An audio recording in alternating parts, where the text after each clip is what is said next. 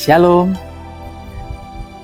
Waktu tahun 92, dulu saya pernah kerja di toko mebel, saudara. Dan ketika itu, ada suami istri yang belanja, bahkan perempuannya ini sedang hamil 9 bulan, saudara. Tetapi, ada satu kejanggalan yang saya temukan. Di saat saya hadapi orang tersebut selalu menghindar daripada saya. Dia mau dilayanin oleh bos saya. Nah, di saat itu saya berbicara kepada bos saya dan saya katakan, berhati-hati dengan orang ini. Karena sepertinya ada sesuatu hal yang tidak baik yang akan dia lakukan kepada toko kita. Dan saat itu bos saya menjadi marah. Dia katakan, jangan berpikiran negatif. Gak mungkin orang sedang hamil 9 bulan akan menipu kita. Karena bos saya melihat dia belanjanya begitu banyak, saudara. Sampai 5 juta. Tahun 92 5 juta itu banyak sekali, saudara. Dan akhirnya bos saya katakan, udah berikan aja. Dia memberikan DP 800.000. Dia katakan sisanya nanti akan dikasih cek. Nah, ternyata dia selalu mengulur-ngulur waktu buat ceknya itu. Ternyata orang ini kabur, saudara. Saat barangnya sudah dibawa, akhirnya dia tidak membayar sisanya. Nah, di saat itu akhirnya bos saya hanya bisa nangis. Dia tinggal di kamar selama 1 minggu. Akhirnya kita putuskan, ayo kita berdoa. Tetapi saat kita berdoa, kita salah berdoa, saudara. Kenapa salah berdoa? Karena yang kita doakan itu kutuk-kutuk yang keluar dari mulut kita. Kita katakan, Tuhan, biarlah orang tersebut nanti saat melahirkan anaknya itu mati. Biar anaknya itu cacat, segala macam, saudara. Jadi kutuk yang keluar dari mulut kita, caci maki yang keluar dari mulut kita. Nah, ini yang kita lakukan ternyata salah, saudara. Seperti firman Tuhan katakan di Yakobus 4 ayat 3. Atau kamu berdoa juga tetapi kamu tidak menerima apa-apa karena kamu salah berdoa.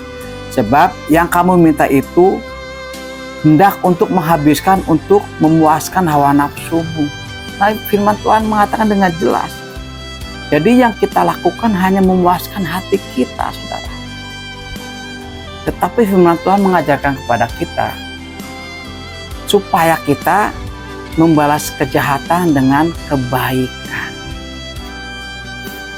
Bahkan firman Tuhan mengatakan di 1 Petrus 3 ayat 9 dan 10, janganlah membalas kejahatan dengan kejahatan atau caci maki dengan caci maki. Tetapi sebaliknya, hendaklah kamu memberkati. Karena untuk itulah kamu dipanggil, yaitu untuk memperoleh berkat. Sebab siapa yang mencintai hidup dan mau melihat hari-hari yang baik, ia menjaga lidahnya terhadap yang jahat dan bibirnya terhadap ucapan-ucapan yang menipu.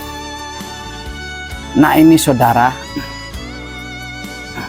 firman Tuhan tidak jelas. Di saat kita dibuat jahat sama orang, kita harus membalas kejahatan itu dengan kebaikan. Mari saudara, kita belajar untuk selalu memberkati orang-orang yang membuat kejahatan kepada kita. Nah, akhirnya kita putuskan saat itu, kita berdoa, kita ubah. Tuhan, berkati orang yang hamil itu, Tuhan, saat melahirkan anaknya sehat. Kau memberkati, Tuhan, biar semuanya, Tuhan, Kau memberkati mereka semua. Berikan roh pengampunan, Tuhan, karena mereka tidak tahu apa yang dia lakukan. Ampuni dia, Tuhan. Kita berdoa yang baik-baik buat mereka, saudara. Ternyata di saat kita sepakat, kita berbuat kebaikan, memberkati orang yang membuat kejahatan pada kita, Tuhan nyatakan kuasanya, mujizatnya. Nah, berapa bulan kemudian, akhirnya Tuhan singkapkan semua kita bertemu dengan orang tersebut. dan kita bisa mengambil barang-barang kita semua. Mujizat terjadi dalam kehidupan kita. Mari saudara, kita belajar untuk selalu belajar untuk merendah hati, untuk mengampuni setiap orang-orang yang membuat kesalahan kepada kita.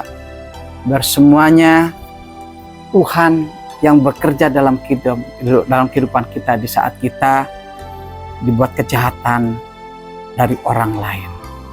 Biar kita selalu kuat di dalam Tuhan dan kita ada kemenangan yang Tuhan berikan kepada kita. Tuhan Yesus memberkati.